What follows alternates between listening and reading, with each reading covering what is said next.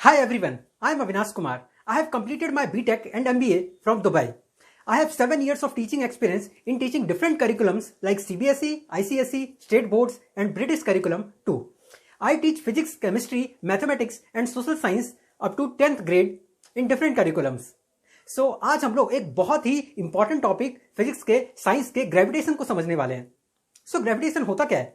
इससे पहले अगर मैं आपको कहूं कि आप अपनी क्लास में फर्स्ट ग्रेड तो लाए होंगे, अपनी क्लास में अगर आप एक अच्छा मार्क्स लेके आते हैं तो आप क्या करते हैं? खुशी से कूद पड़ते हैं. लेकिन हाँ, इसमें एक चीज सोचने वाली है कि क्या आप अपनी खुशी से कूदते हैं तो आप वापस जमीन पे कैसे आ जाते हैं? चलिए कोई दूसरा एग्जांपल लेते हैं. जिस समय हम लोग क्रिकेट खेल रहे होते हैं तो उस समय जो फील्डर होता है उसके हाथ से बॉल अगर छूट जाती है तो डायरेक्टली उसे जमीन कैसे खींच लेती है? ये देखिए, पेन बहुत अच्छा है ना, उफ, मेरे हाथ से पेन छूट गया, लेकिन ये जमीन ने कैसे खींच लिया? ये सारे सवालों के जवाब इसके ग्रेविटेशन चैप्टर में छिपे हैं. लेकिन तो ग्रेविटेशन क्या होता है? मतलब कोई तो एक ऐसी चीज है जो कि किसी चीज को खींच लेती है, चाहे वो बॉल को खींच रही थी या फिर जिस समय आप खुशी से उछल रहे थे उस समय खींच रही थी, या फिर तो इस पेन को खींच ली. तो अर्थ के पास कोई तो एक ऐसी पावर होगी, क्योंकि ये जमीन पे गिरी है और जमीन मतलब कि लैंड, और लैंड मतलब ही पृथ्वी, और पृथ्वी मतलब ही अर्थ. तो मतलब अर्थ के पास कोई तो एक ऐसी पावर होगी, अर्थ के पास कोई एबिलिटी होगी जिसके थ्रू वो कोई भी चीज को अपनी तरफ खींच सकता है. बिल्कुल ऐसी चीज तो होनी ही चाहिए. देखिए, जो हमारा अर्थ होता है, अर्थ के 3 लेयर्स होते हैं, क्रस्ट, मेंटल और कोर. ये तीनों तो आपने सुना ही होगा. तो क्रस्ट जो आउटर मोस्ट लेयर होता है जिसके ऊपर हम लोग खड़े हैं, ये क्रस्ट है. इसके अंदर एक मेंटल है और उसके अंदर एक कोर है. कोर मतलब एक खोलता हुआ लावा जो कि एक पृथ्वी के एकदम बीच में है, और उसके पास उस खोलते हुए लावा में एक बहुत ही मजबूत शक्ति है, एक मैग्नेटिक पावर है. जैसे एक मैग्नेट दूसरे मैग्नेट को कैसे खींच लेता है, तो उसी तरीके से अर्थ के पास भी एक स्ट्रॉन्ग मैग्नेटिक पावर है. उसी को कहते हैं ग्रेविटेशन. एक्चुअली उसे ग्रेविटी कहते हैं और इस पूरे प्रोसेस ऑफ खींचने को इसे हम ग्रेविटेशन कहते हैं. सो ये हो गया ग्रेविटेशन. लेकिन एक चीज मेरे दिमाग में अभी भी है. क्या ग्रेविटेशन मतलब ये है कि पृथ्वी के चारों ओर एक ग्लू लगा हुआ है, एक फेविकॉल लगा हुआ है, और कोई भी चीज उससे बाहर जाने की कोशिश करती है तो उसे खींच लेती है? देखिए, हम लोग इसे बहुत ही आसान भाषा से समझ सकते हैं, एक प्रैक्टिकल डेमोन्स्ट्रेशन के थ्रू. तो अगर मैं इस रबड़ को वापस खींचने की कोशिश करता हूं तो क्या होता है? ये रबड़ जैसे ही वापस आ जाती है, मतलब अगर मान लीजिए इस बॉल को हम अपनी पृथ्वी माने और इस पृथ्वी के पास से अगर हम लोग इस एटमॉस्फेयर को खींचने की कोशिश करते हैं, इसके अंदर से बाहर जाने की कोशिश करते हैं, तो इस अर्थ का एक जो ग्रेविटेशन होता है वो हमें वापस खींचने की कोशिश करता है. हम लोग दो चीजों को ले लेते हैं. मान लीजिए एक बर्ड का फेदर है और दूसरा एक बड़ा सा रॉक है या फिर बड़ा सा बॉल है. क्या दोनों को अगर मैं सेम हाइट से गिराऊंगा तो दोनों एक ही टाइम में जमीन पर पहुंच जाएगी? शायद इसका आंसर नहीं है. लेकिन ऐसा क्यों होता है? आइए हम इसे प्रैक्टिकल डेमोन्स्ट्रेशन के थ्रू समझते हैं. मान लीजिए मेरे पास ये 2 A4 साइज पेपर्स हैं. अब ये 2 A4 साइज पेपर्स में से जो कि सेम डायमेंशन के, सेम वेट है, सेम मास है, हम लोग क्या करते हैं, एक को फोल्ड कर देते हैं. ठीक है, लेट्स फोल्ड इट. अब मैंने इसे फोल्ड कर दिया. अब देखिए, ये दोनों पेपर सेम है, लेकिन अगर मैं ये 2 पेपर जो कि एक फोल्डेड है, क्रम्बल्ड है, इस फोल्डेड पेपर और ये एक पेपर है जो कि पूरा का पूरा ओरिजिनल डायमेंशन में है, ये दोनों को अगर मैं, क्योंकि सेम वेट सेम मास है, बस इसको मैंने थोड़ा सा चेंज कर दिया है, जो कि फिजिकल चेंज है, नॉट केमिकल चेंज. तो अगर मैं दोनों को एक हाइट से गिराता हूं तो आपको क्या लगता है, दोनों शायद से एक टाइम में पहुंचेंगे? चलिए गिरा के देखते हैं. नहीं, देखिए, जिसे मैंने क्रम्बल किया था वो पहली बार में नीचे गिर गया, लेकिन जो नॉर्मल पेपर था उसे पहुंचने में टाइम लगा. अगर मान लीजिए उसे 1 सेकंड लगा तो ये हाफ सेकंड में पहुंच गया. क्या इसका मतलब यह है कि ग्रेविटेशन इस बात पे भी डिपेंड करती है कि सामने वाले का मास कितना है? अगर मैं पत्थर को गिराऊं तो पत्थर का मास बहुत ज्यादा है तो उसे जल्दी उसने खींच लिया, और अगर मैं किसी नॉर्मल पेपर को गिराऊं या फेदर को गिराऊं तो उसे खींचने में उससे ज्यादा टाइम लगा. इसका मतलब ये मास के ऊपर डिपेंड करता है. इसीलिए तो ग्रेविटेशन का जो फॉर्मूला है, जो फोर्स ऑफ ग्रेविटेशन का फॉर्मूला है, इसमें F is directly proportional to mass रहता है. क्योंकि मास जितना ज्यादा बढ़ेगा, डायरेक्टली प्रोपोर्शनल मतलब मास जितना ज्यादा बढ़ेगा, फोर्स ऑफ ग्रेविटी भी बढ़ेगी. मतलब अगर मैं भारी पत्थर ले लूंगा तो चुटकी में गिर जाएगा.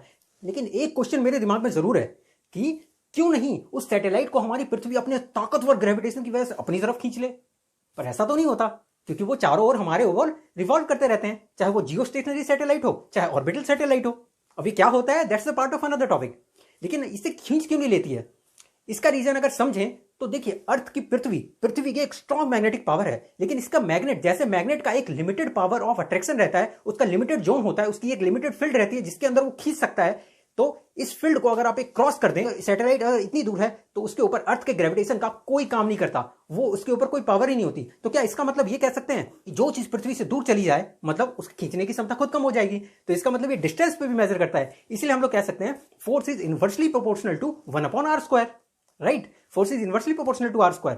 इसीलिए हम लोग का जो फाइनल फॉर्मूला बना F इज equals to G m1 m2 upon r², क्योंकि जो न्यूटन जी ने कहा था कि जब दो बॉडीज होती हैं किसी भी स्पेस में, वो दोनों आपस में एक दूसरे के ऊपर प्रेशर लगाती हैं, दोनों एक दूसरे को वापस तरीके से खींचती है, और इसीलिए फॉर्मूला F इज G, जो कि ग्रेविटेशन कांस्टेंट है, जिसकी वैल्यू होती है 6.67 इंटू 10⁻11 न्यूटन मीटर स्क्वायर पर kg स्क्वायर, राइट। और इसीलिए इसका फॉर्मूला बनता है F G m1m2 upon r square. m1 m2 are two bodies जो कि आपस में एक दूसरे को खींच रही है इन अपोजिट डायरेक्शन, राइट। देखिए, आपने जब भी ग्रेविटेशन की बात आती होगी, आपने न्यूटन का तो नाम सुना होगा, इसलिए मैंने सोचा कि स्टार्टिंग में मेंशन नहीं करते हैं। न्यूटन के बारे में कहानी सुनी होगी, और जब भी आप पढ़ते होंगे तो आपको एक चीज मालूम होगी कि सिर के ऊपर एप्पल गिरा, और उसके बाद उन्हें लगा कि आखिरकार ये ऐसी हुई क्यों, वापस कैसे आ गई, वो हवा में क्यों नहीं तैरती रह गई, वापस नीचे कैसे आ गई। और जब उन्होंने इस चीज का आंसर ढूंढा, तब उनको इस सारी चीजों का आंसर मिला ग्रेविटेशन में। और ये सारी एक स्पेशल पावर है ग्रेविटेशन की। और आप ये तो जानते हैं, जो स्मॉल जी होती है वो ग्रेविटेशन की वैल्यू रहती है 9.8 मीटर पर सेकंड स्क्वायर, और फोर्स मास इनटू एक्सेलरेशन होता है, और एक्सेलरेशन वेलोसिटी अपॉन टाइम रहती है। ये सारी चीजें एक फॉर्मूला के अंतर्गत आती हैं। तो इस तरीके से ग्रेविटेशन वर्क करता है। हालांकि एक लिमिट से ज्यादा, जब आप अर्थ से एक लिमिट से ज्यादा बाहर चले जाते हैं तो फ्री फॉल की कंडीशन आती है, जिसमें कि आपके ऊपर कोई फोर्स नहीं लग रहा होता है। पृथ्वी हमारी इस तरीके से पूरी गोल है। तो मान लीजिए इस गोल पृथ्वी पे अगर मैं यहां पर इंडिया में हूं और मेरा भाई अगर यूएस में है, ठीक है, तो अगर मैं ऐसे खड़ा हूं और वो मतलब ऐसे खड़ा है, राइट, तो जो मेरे लिए अपसाइड है और डाउन साइड ऐसा है, तो इसके लिए क्या होगा, इसके लिए क्या होगा, अपसाइड डाउन डिफरेंट हो जाएगा, राइट। इसके लिए अप तो ऐसे होगा और डाउन ऐसे होगा। तो क्या इसका मतलब पृथ्वी के अगर किसी अलग कोने पे मैं चले जाऊं, और मान लीजिए यहां पर मैं अफ्रीका में चले जाऊं, तो जब मैं खड़ा रहूंगा तो मेरे लिए अपसाइड और डाउन साइड डिफरेंट होगा, राइट है। क्योंकि मैं अपनी तरफ उंगली करूंगा यहां पर खड़े होकर कि मेरा ऊपर यहां पर है, ये बोलेगा मेरा ऊपर यहां पर है, ये बोलेगा मेरा ऊपर यहां पर है। तो क्या ऊपर एक्चुअली है कहां?